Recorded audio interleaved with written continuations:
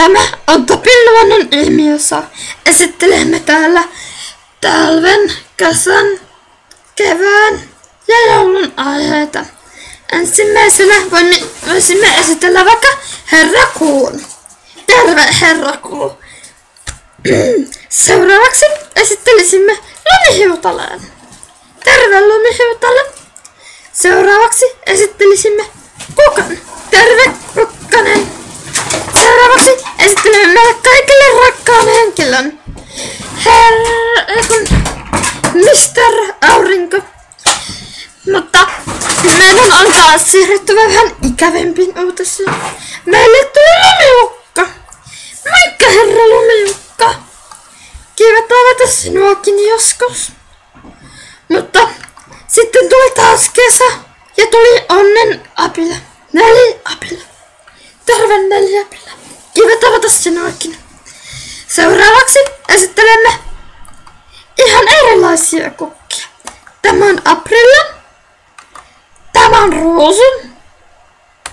Tämä on Aurinkokukka. Tämä on taas Viherkukka. Tämä on Lumikukka.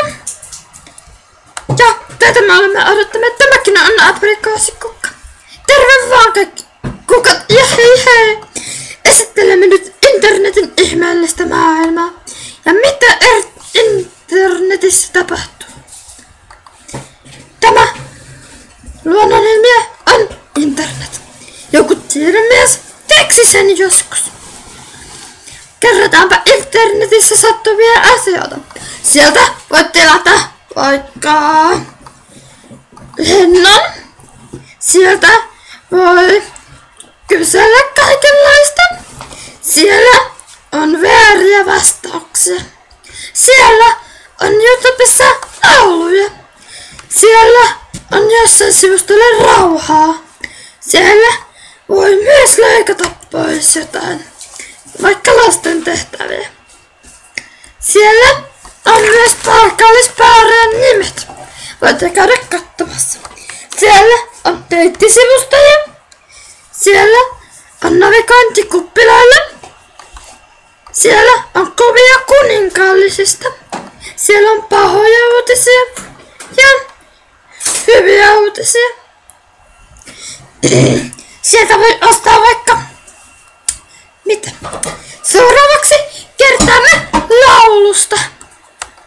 Tämä on meidän rakas ystävämme laulu. Tätä me kaikki olemme odottaneet.